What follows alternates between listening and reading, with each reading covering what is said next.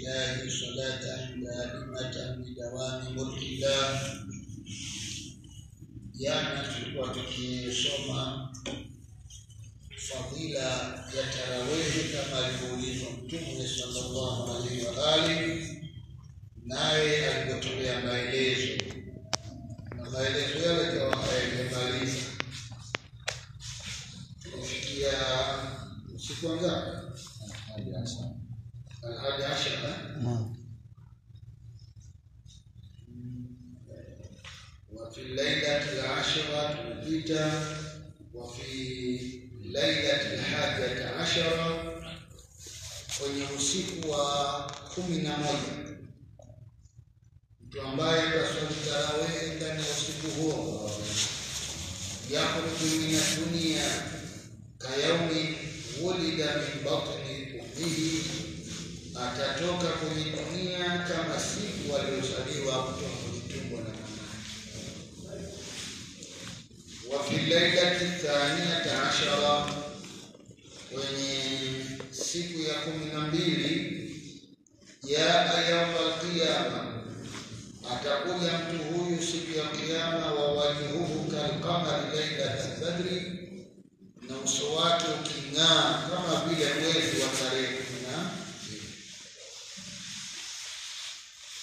وفي الليلة الثالثة عشرة, na mtu ambaye atasali tarawih ndani ya tarehe 13 ya yaumul qiyama, atakuja siku ya kiyama amina min kulli su'in, atakuja hali ya kuwa ni mwenye kupata amani kutokana na kila ubaya, kwa maana ya kila ubaya unaomtoka mwanadamu yeye ataepukana nao.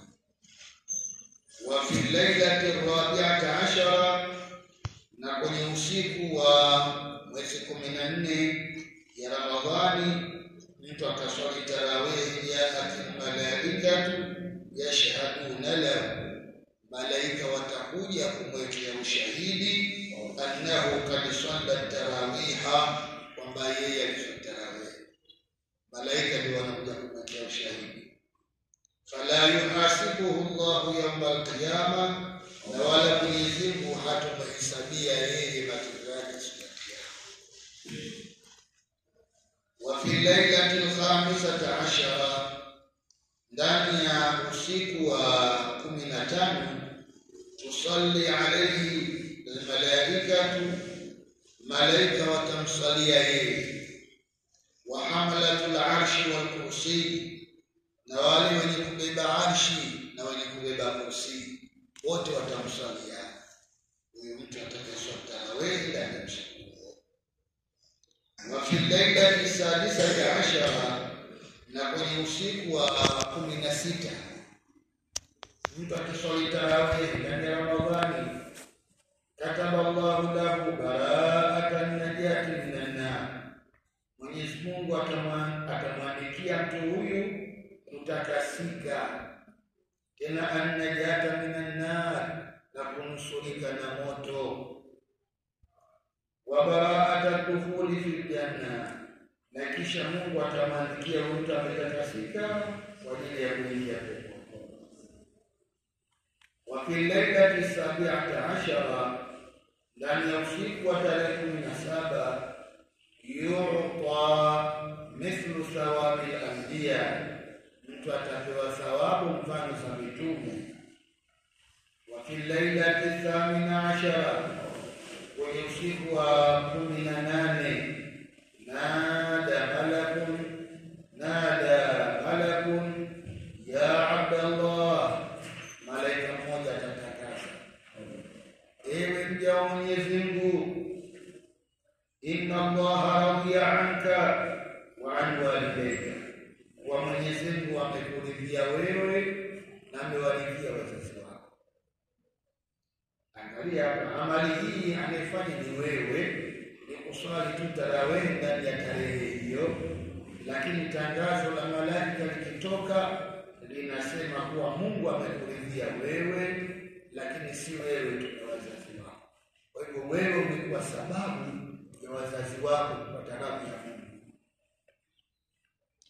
Lakini mambo mengine hatuwezi kuwafanyia wazazi wetu, Lakini hata hili basi nalo litushindi, la wewe kusali tarawih raka 20 tu, wazazi wako wakapata sababu ya kwenda peponi, pata radhi ya Mwenyezi Mungu kwa sababu ya kitendo chako.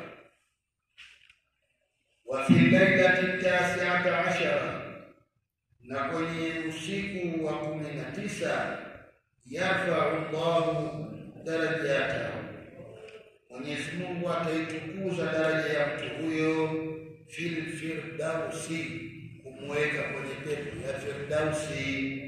Na hii pepo ya firdausi ndio pepo anayokaa Mtume Muhammad sallallahu alaihi wasallam. Wa fi lailati 20, kwenye usiku wa 20, yu'ta thawabu shuhada was-salihin, mwenye kusali tarawih ndani ya usiku huo atapewa thawabu za mashahidi na waja wema. Mashahidi ni wale ambao wamepigana vita vya jihadi mbalimbali, nao wakafia huko vitani. Mwenyezi Mungu anawapa malipo makubwa sana watu wa sampuli hiyo. Lakini na wewe kama utaswali tarawih ndani ya usiku kama huo wa tarehe hiyo, Mwenyezi Mungu anakupa thawabu za mfano hao. Lakini si hao tu peke yao, wasalihin, na thawabu za waja wema. Ukitaja waja wema hapo unataja mawali wa Mungu. Mwenyezi Mungu ana vipenzi vyake anavyovipenda, wao wamemridhia, lakini na yeye pia kawaridhia. Na wa fi lailati 20, wa fi lailati 21, ndani ya usiku wa tarehe 21, bana Allahu lahu baitan fil janna minan nur, Mwenyezi Mungu atamjengea mtu huyu nyumba peponi, na nyumba yenyewe ni ya nuru. Maadini yake ya kutengenezewa nyumba hii ni nuru, sio chokaa na wala sio simenti. Wa fi lailati 22, katika usiku wa tarehe 22, ya yaumul qiyamati, atakuja mtu huyo aliyeswali ndani ya usiku huo siku ya kiyama, atakuja aminan min kulli ghammin wa hammin. Atakuja mtu huyu siku ya kiyama hali ya kuwa ni mwenye kunusurika kutokana na machungu yote na maumivu. Hammin wa ghammin, hammin ni mambo yenye kumshughulisha mtu. Unaweza ukapatwa na jambo la kukushughulisha, mfano kesi ikakushughulisha sana, lakini pia ukapata na hammi, ukapata jambo lenye kuhuzunisha kama maradhi au kupotelewa na kitu chako unachokipenda. Lakini mtu huyu atakayeswali ndani ya usiku huu, Mwenyezi Mungu atampa amani, atanusurika na hammi wa ghammi. Na kila baada ya kuswali huwa tunasoma dua, Allahumma inni a'adatu likulli hawlin wa likulli hammin wa ghammin ma sha Allah. Tunamwomba Mungu atunusuru na kila hammi na ghammi, na hili tumeliandalia nini? Ma sha Allah. Na wafiku wa fi lailati 23, ndani ya usiku wa 23, bana Allahu lahu madinatan fil janna, Mwenyezi Mungu atamjengea mji peponi. Pale nyuma kwenye 21 anasema atamjengea nyumba peponi ya nuru, lakini hapa anasema Mungu atamjengea mji mzima, sio nyumba, mji mzima. Na mji huu unajengwa peponi. Pakitajwa mji ni majumba, miti na mabustani, lakini na mito ndani yake. Ikiwa mito hii na maji haya, bustani hizi, nyumba hizo, ikiwa hakuna watu wanaoishi humo, inakuwa ni habari mansura, ni kitu kisichokuwa na maana. ila Mwenyezi Mungu atakuweka wewe ndani ya nyumba hizo, lakini si wewe peke yako, na wale unaowapenda pia na utakuwa nao ndani ya nyumba zako hizo. Na wa fi lailati rabi'ati wal 20, ndani ya usiku wa 24, kana lahu 24 da'watan mustajaba, mtu huyu atakuwa nazo nafasi ya dua zenye kujibiwa 24. Ofa hiyo hii Mungu anatoa ofa kwa watu, lakini furaha yake ni kwamba umeswali ndani ya usiku huu tarawih, umeswali ndani ya usiku huu. Furaha yake Mungu anakupa ofa ya nini? Ya kupata nafasi dua mustajaba 24, kwamba hivyo ukimwomba Mungu hakunyimi unachokiomba Mwenyezi Mungu. Labda uombe kitu muhali, ukiomba kitu muhali hicho hakutapewa, lakini ukiomba kitu ambacho si muhali utapewa.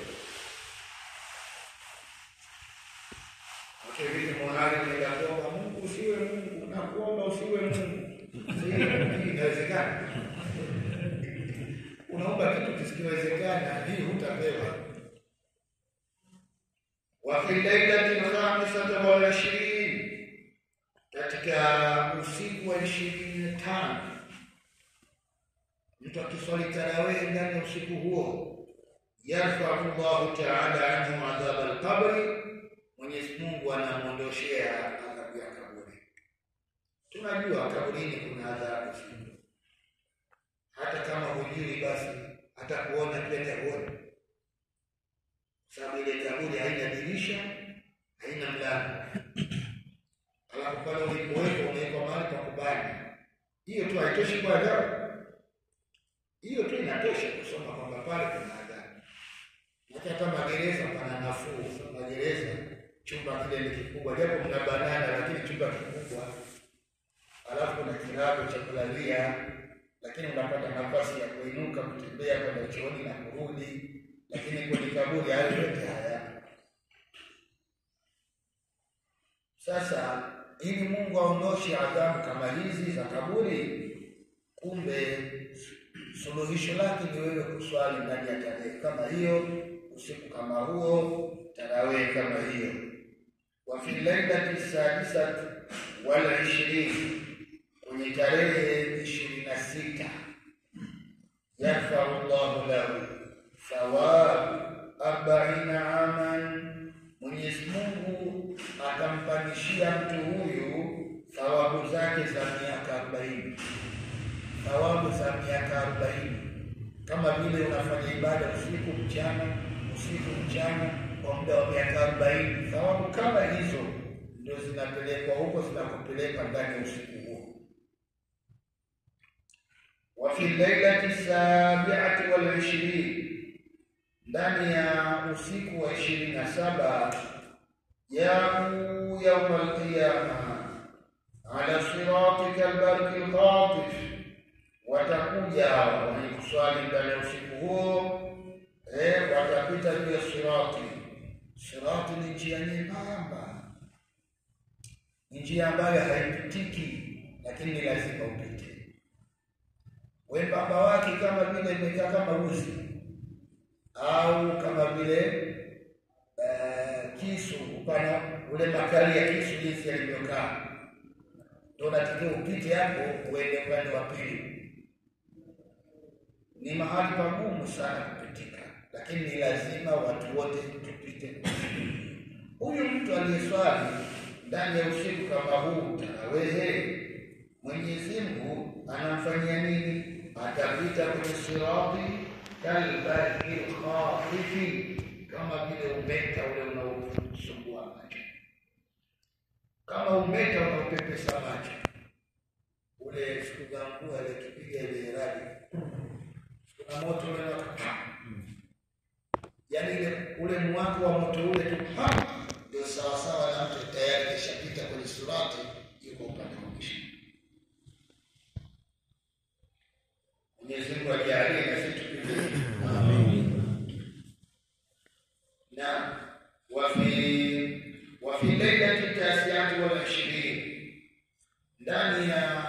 usiku wa 29 ataahu Allah thawaba al-hajjati, Mwenyezi Mungu atampa mtu huyo atakayeswali tarawih ndani ya usiku huo wa 29 thawabu za hija 1000. Alfa hijjati, hija 1000. Tena hija zenyewe sio hija makubula, hija zenyewe zinakubaliwa. Sasa kuna watu wengine wanakwenda hija lakini tayari tumeruka usiku 28. Tumeruka usiku wa 28. Tumeruka usiku wa 28. Famina tawala 20 yarfa Allahu lahu alfa darajati fil janna. Usiku wa 28 Mwenyezi Mungu atamwinulia mtu huyo alfa darajatin fil janna, daraja 1000 peponi. Daraja 1000 kupanda, sio kushuka. Hata kushuka nako daraja pia. Lakini kupanda daraja ngapi? 1000. Wa fi lailati tasiati wal 20, ndani ya tarehe 29 ndio anatoa Allahu thawaba al-hajjati, Mungu atampa mtu huyo thawabu za hija 1000 makbulati, hija zenye kukubalika. Wa fi lailati 30, ndani ya usiku wa 30 mtu akaswali tarawih ile siku ya mwisho kabisa, kwamba kesho tena hakuna tena tarawih, kesho mwezi mtandao. Yaqulu Allah, Mwenyezi Mungu anasema, atasema ya Abdi, ewe mja wangu, kul min thimari janna, kula matunda ya peponi, watasil min ma'i salsabil, kisha na uoge kwenye mto wa salsabil. Kuna mto unapitisha maji unaitwa salsabil huko peponi, utaambiwa ukakoge huko mtoni. Unajua maji ya mtoni si ya kujipimia. Haya maji unayooga hapa bafuni kwako, yale maji yamepimwa. Mke wako anakuwekea kwenye kindoo cha lita 10. Na zingine haijajaa lita 5.5, lita 6. Haya maji ya bwana, mke wa mama na baba nani? Maji ya kuoga tena lita 6. Lakini ukule peponi ukishafanya ibada kama hii, unapewa mto mzima, unapitisha maji, unakuwa hiyo ndio sehemu yako ya kuoga kama. Baada ya kula na kunywa, kukula na kuoga, kisha unaambiwa hivi, washrab min al-kauthar, kisha uende kunywa maji ya mto Kauthar. Mto Kauthar ndio ule aliopewa Bwana Mtume Muhammad sallallahu alaihi wasallam. Mwenyezi Mungu anasema, inna a'tainaka kauthara, sisi tumekupa wewe Muhammad mto Kauthar. Huko huo au na mambo huo mto huo mwenyewe Bwana Mtume anasema, utakapokunywa funda moja, yani utachota hivi gao moja na mkono ukani, basi la takma abadani, kutopata kiu maisha yako yote. Hata kama ikiwa umekuwa usingizini, umelala usingizini, lakini ukaota kwamba uko peponi unakunywa maji ya Kauthar, basi kiu kwako wewe ni kitu sawa, hakuna tena kiu. Sikwambii tena ukinywa ni live kwamba mto Kauthar ndio huo sasa leo unakunywa. Habari yake ni kubwa. Ana rabbuk wa anta abdi. Haya maneno ya upendelezo, Mwenyezi Mungu anakupembeleza, anasema ana rabbuk, mimi ndo Mola wako. Ana rabbuk, mimi ndo Mungu wako. Wa anta abdi, na wewe mja wangu. Haya maneno haya unaweza kuyaona kama mepesi, lakini maneno mazito haya. Hata wewe mtoto wako akija akikwambia wewe ni babangu, na mimi mtoto wako, wewe kama baba au unajisikiaje? Unajisikia kwamba umepewa ile nafasi yako sasa ndio umepewa.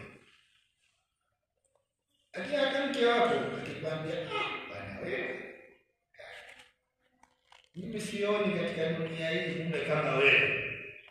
Hayupo. Lakini ndio mke wako, una mwingine. Utaoa hata wakimia, lakini mimi niko peke yangu. Maneno kama haya ukiambiwa na mke wako, inawezekana usioe mke mwingine. Tunamwambia wewe yaga.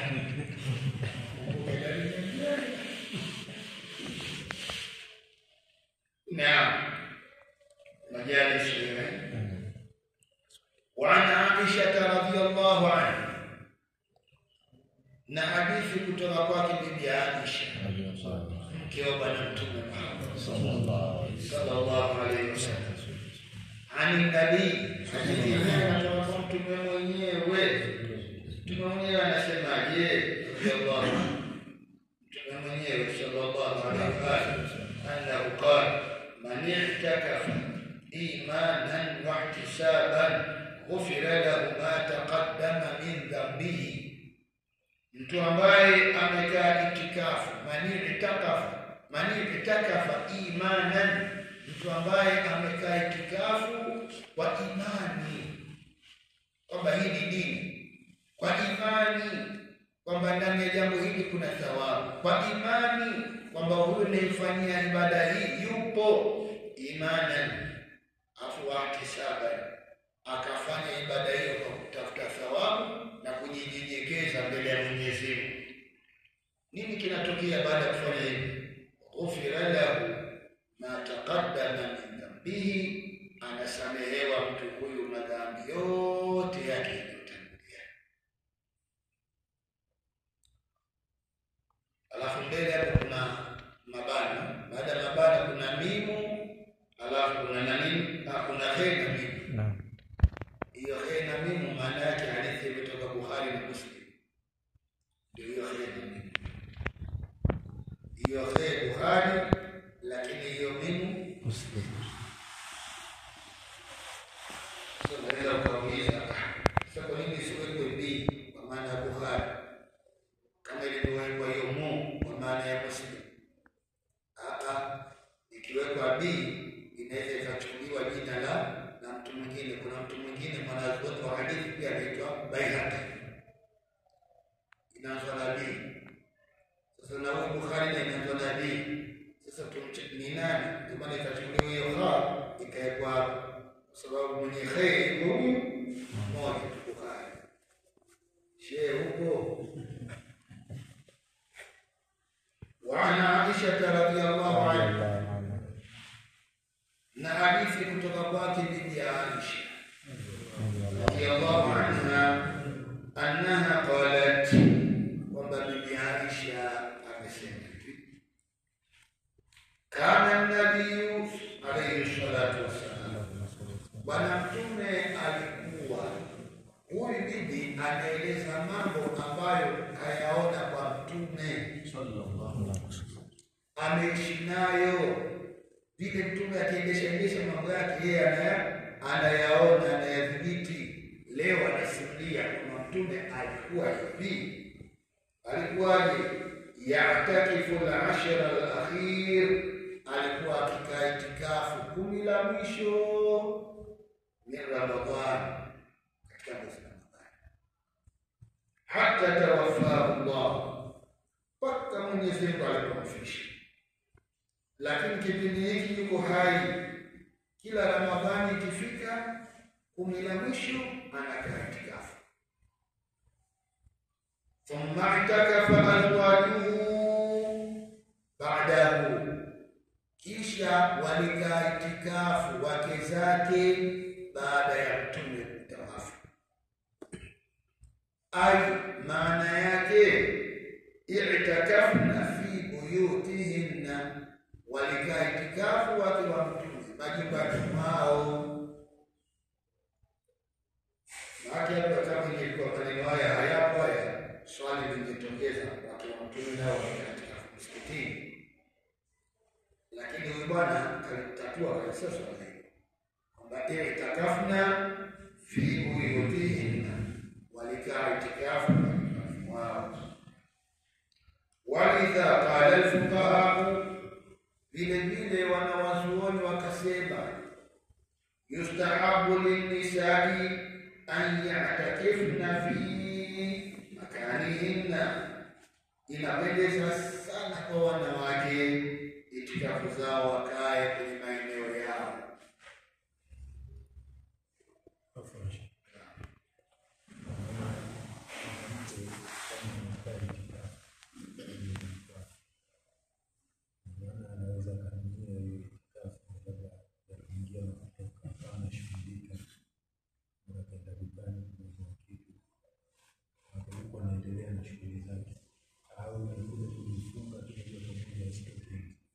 Yote inawezekana. Ikiwa hana mtu wa kumhudumia ila atoke mwenyewe, na ikiwa yeye wa kumhudumia yupo akakaa ndani moja kwa moja, ndio afya zaidi. Na tuna dakika zetu kama 5 bado siku. Al-Majlisul Khamis